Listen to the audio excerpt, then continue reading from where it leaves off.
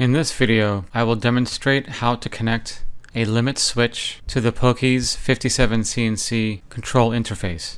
Limit switches typically have three connections: a normally closed, normally open, and common. We'll be using the normally closed and the common connections in this example. However, I will explain the differences between the normally closed, normally open, and schematically show how the two are connected. For this demonstration, I'll connect two short wires from the limit switch to the interface.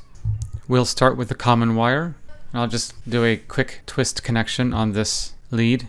Another short wire will be connected to the normally closed lead. Remember that this is only a demonstration. If you are doing this with your machine, you would want to use the proper terminals crimped to the wire or solder the wire onto the limit switch terminals. Connect the wire from the common lead of the limit switch to the ground terminal on this part of the interface. Connect the wire from the normally closed lead to the access switch number 1. This is how the connection should look between the limit switch and the interface. There are a few ways you can connect limit switches to an interface card. One way is connect switches in series to a single pin using normally closed, connecting limit switches in parallel to a single pin in normally open mode as a normally open circuit, and connecting multiple pins using normally closed or normally open. Let's take a look at a normally closed example, where you'll have the ground pin and one of the input pins. The input pin can be any of the pins that's used for limits on the interface. In a normally closed circuit, the switches are placed in series, where the first connection is from ground and the switch would be to a common connection, and then to the normally closed connection, and then the next wire from the normally closed connection will go to the common of the next switch, and at the last switch, the normally closed connection would connect to the input pin. It doesn't actually matter if you start from the ground and go to the normally closed and then to the common to the next normally closed, because it's just a straight circuit, like a single wire connecting straight from ground to the input pin. The only difference in this case is the switch, when engaged, will cut the wire, open up the circuit, so the input pin is not connected to ground anymore. A normally open switch would look like this, and a normally closed switch would look like this. In the normally open, you can see that there is a break in the connection, and then when engaged, it will be in a connected state. So let's graphically illustrate what happens when you engage the normally closed switch. When the switch is not engaged, the input pin is connected to ground, and the input pin will have a low state.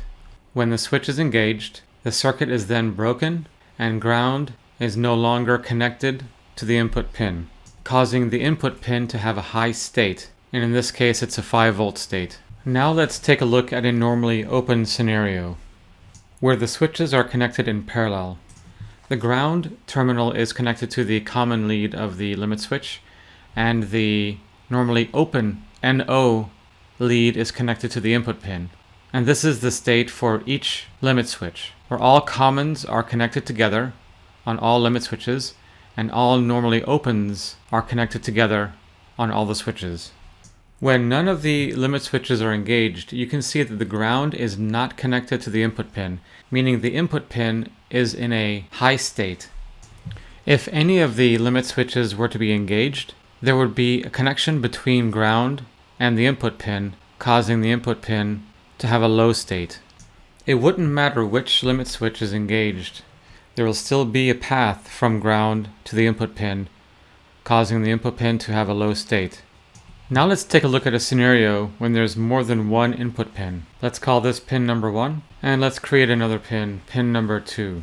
We can start off with a normally closed configuration. The limit switch common is connected to ground, and the normally closed connection is connected to input pin 1. The next limit switch, the common is connected to ground, and the normally closed connection is connected to input pin number 2. So all of the limit switches commons are connected to ground, but the normally closed connections are connected to different input pins.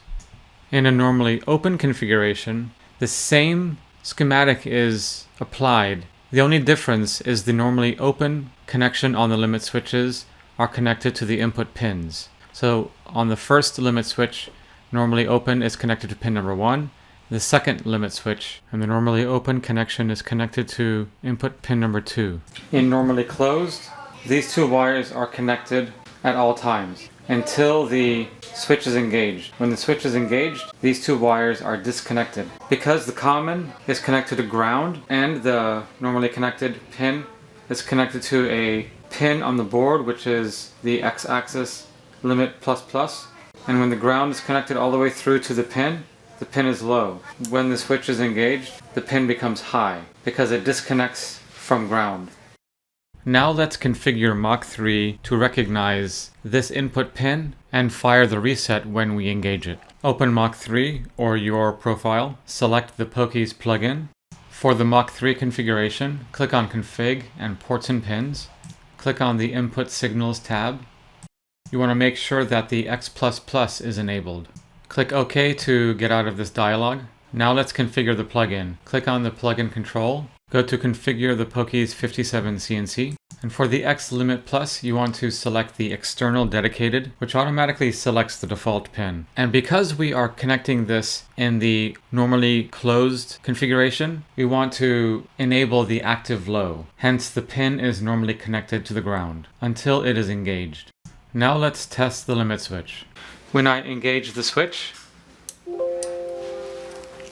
the emergency mode active reset will be active, causing the machine and everything else to halt. I hope this helped you understand limit switches and the connection schemes, and also how to connect it to the Pokeys57CNC interface. Thank you for watching.